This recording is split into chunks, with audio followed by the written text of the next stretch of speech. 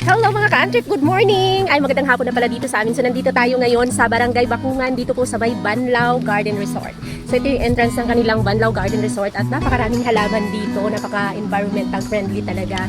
Napapalibutan ng mga bulaklak at mga halaman. So ito yung kanilang pinaka-entrance. Nandito ang aking information. So dito kayo magpapabook kung pipili kayo ng inyong mga cottages or kung gusto nyo mag-overnight. At ito naman yung waiting area. So napakalaki ng salamin dyan. Ayan, waiting area, napaka-cozy, napakalamig kasi may parang native style ng kanilang information receiving area. So ito yung pinakaharap ng Banlaw Garden Resort. Ito yung kanilang signage na ikaw ay nandito na sa Banlaw Garden Resort. So malawak itong area na to. Nandito actually kami way back 2023. So marami na rin ang nagbago kasi itong area na to, nandito na talaga to before pa. So ang dami mga halaman. Tapos doon sa dulo niya, nandoon yung malaking kawa na kung gusto mong halimbawa magpatanggal ng mga pasma-pasma, lamig-lamig sa katawan kasi malaking kawa yun, paiinitin, pakukuluin yung tubig at may mga halamang gamot siya doon na ilalagay. Pero hindi ka naman lulusong doon ng kumukulo ang tubig, parang maligam-gam lang. So before nung pagpunta namin ay wala pa itong parang hall na ito, malaking cottage na ito na kung gusto nyo mag-meeting or dinner, na magpa-reserve siguro kayo ng dinner exclusive, ayan siya. Or good for mga siguro yan, 20 to 25 person. So dito, papunta yan doon sa kanilang mga kubo-kubo na for overnight, kung gusto nyo mag-overnight. 2 years ago, noong 2023, nung birthday ni Sayon, ay nandito rin kami. Pero yung dito na area, ay wala pa yan maraming kubo. But this time, marami na siyang kubo. Ito yung kubo na inoccupy namin noong 2023. So punta tayo dito. Itong hall na to, wala pa nung pagpunta namin dito. So may madadaanan tayo dito na para siyang, hindi ko naman masabing kanat, o siguro sapa, kasi malinis siya eh. Ayan o, siguro galing ito sa ilog, papunta doon. Yes, kasi may ilog ito doon sa dulo. Doon sa may sinasabi ko na ano ba tawag dito, yung may kawa. Doon ilog yung likuran nito. So ito may mga kubo. Ito may mga kubo na rin siya. Before wala pa maraming kubo. So doon sa dulo niyan may malaking hall din na maganda siya for kumbaga parang siyang exclusive kasi kung gusto mo ng tahimik, walang ingay, meron kayong mga importanteng pinag-uusapan o meeting. At napakaganda dito kasi nga yung hangin malamig dahil napakaraming halaman na papalibutan. Tapos malayo ito sa city. Kumbaga galing sa highway ng Bakungan, papasok pa siya. Pero hindi naman kalayuan, mga 500 meters, mga 200 to 300 meters away lang from the highway ng Bakungan. So dito kami last time, yung kubo na yan. At napakaganda dito pag umaga kasi so pwede ka dyan mag-coffee. Tapos ito, pwede ka rin dyan mag-coffee. Ito exacto yung aming room that time. Ayan. Tapos, kasi kami nun, dalawang room kinuha namin. Yung malaki doon banda, doon sila ni Lira kasi marami din sila. Tapos ang kagandahan dito kasi may common dito, kitchen. Ito yung common kitchen na pwede kang magluto. Halimbawa mag-overnight kayo dito, may baon kayo. Yan, good for 2 na mga rooms. Ayan, sa mga magdi-date, exclusive date, ayan, ang ganda dito.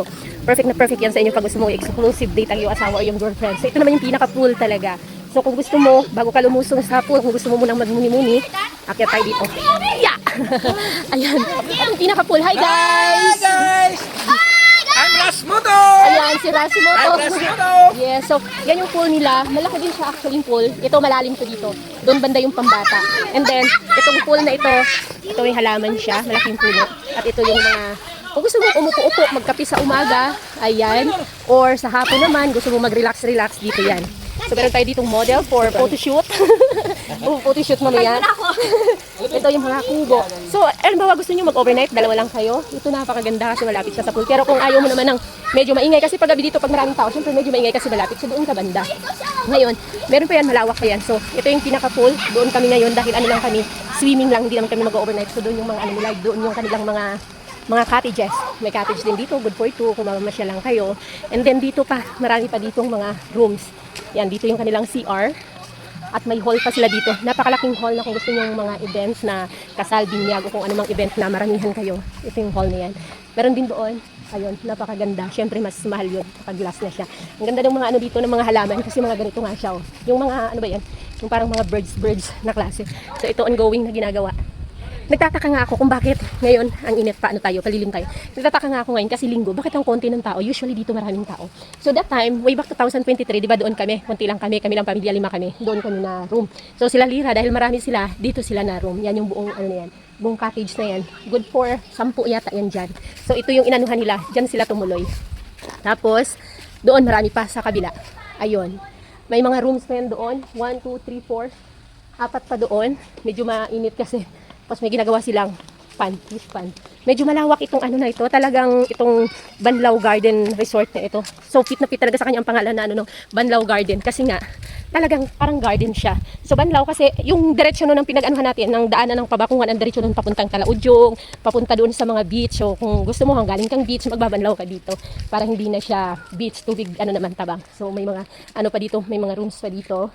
Yan. So dito medyo tahimik kahit na halimbawa na maraming tao kasi medyo malayo na siya sa pool. Talagang mararamdaman mo dito yung pagiging yung exclusiveness of the area, of the location. So hanggang dyan lang yan. At maraming dito, malalaking puno. Umikot lang tayo. Doon tayo dumaan kanina. Ayan yung pond, fish pond. Tapos dito. At mayroon din dito na maganda. Siguro kung mga family kayo at gusto mo ng aircon room. Doon nga pala aircon room din yung doon. Ay yung doon, yung tinuluyan nila ni Lira dati. So yun yung aircon room. Ito malaki din siya, aircon room din. Ayun yung mga langka. Ang lalaki, hiningnan natin yung ganda. So ito yung hall. Umikat lang tayo actually. So talagang pangalawang namin to. Pangalawang beses namin dito. Ito yung mga CRs nila. Yan. Napapalibutan ng halaman ng bulaklak. Ano to parang something bird yung yan, pangalan ng bulaklak na yan. So pangalawang beses na namin to kasi hiniling talaga ni Julia na dito kami ulit pumunta. Kasi nga nag-enjoy talaga sila dito nung nag-overnight kami dito last time. So bumabalik. Actually ako rin gusto ko rin bumalik dito kasi nga ganito. Napaka-solemn niya kumbaga. Tapos parang exclusive ang dating, hindi maingay. Maraming tao in the sense na may mga tao pero hindi siya talaga kagaya nung overcrowded. Ganun dito. Hi Julia! So yan ang my birthday. Yan, pang third time namin nag-celebrate ng kanyang birthday. Kaya kami nandito. Oh. So ngayon ay pasado alas 2 ng hapon, mainit. Pero hindi mo ramdam kasi malakas ang simoy ng hangin dito. Oh, ang saya ng kapaligiran dito. Kung gusto mo naman kapi-kapi lang kayo or dalawa lang kayo, tatlo lang kayo, meron naman dito mga lang, table lang. Yan.